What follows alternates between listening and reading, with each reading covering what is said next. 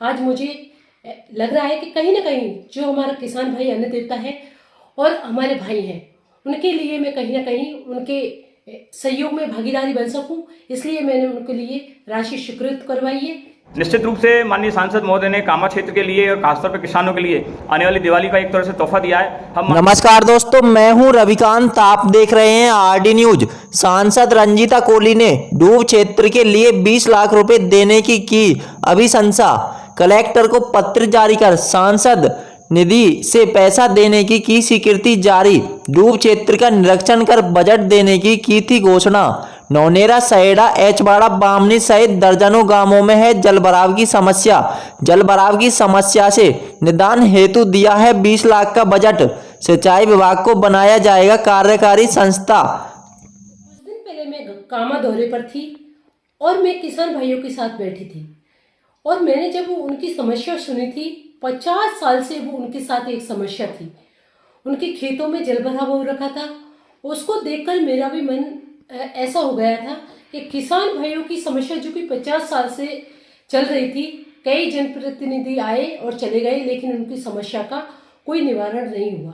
उसके देखते हुए मैं एसडीएम साहब के साथ बैठी थी और मैंने खुद उनसे बोला था कि आप एस्टीमेट बनाइए, और आज उन्होंने मुझे एस्टीमेट सिंचाई विभाग ने मुझे उपलब्ध कराया। उनमें 20 लाख की राशि जो कि मेरी सांसद निधि से मैंने आज ही स्वीकृत करवाई है जिला कलेक्टर को बोल करके।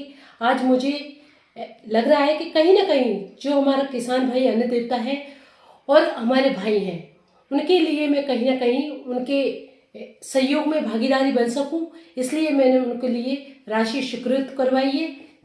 भरतपुर की लोकप्रिय सांसद आदरणीय रंजीता कोली जी ने कामा क्षेत्र के जो 14 गांव डूब क्षेत्र से पूरी तरह से प्रभावित हैं, उन किसानों की समस्या को सुनते ही तुरंत प्रभाव से उस डूब क्षेत्र में जाकर के दौरा किया।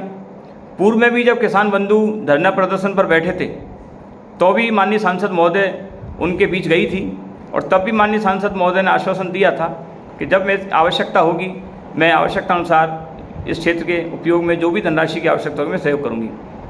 अभी जब भारी बरसात के कारण वो क्षेत्र पूरी तरह जलमग्न हुआ और राजनीतिक क्षेत्र के लोग जो आप पर्यटन करने गए थे वो गए और जाकर के पर्यटन करके आ गए, परंतु एक पैसे की सहायता उन तक उपलब्ध नहीं हुई।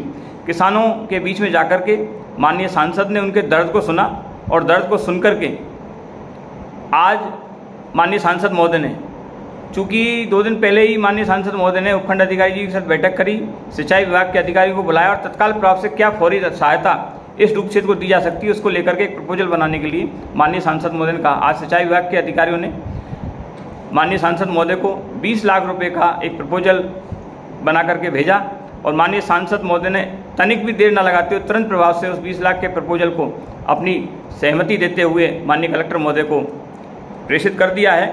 निश्चित रूप से माननीय सांसद महोदय ने कामा क्षेत्र के लिए और खासतौर पर किसानों के लिए आने वाली दिवाली का एक तरह से तोहफा दिया है। हम माननीय सांसद का बहुत बहुत आभार व्यक्त करते हैं।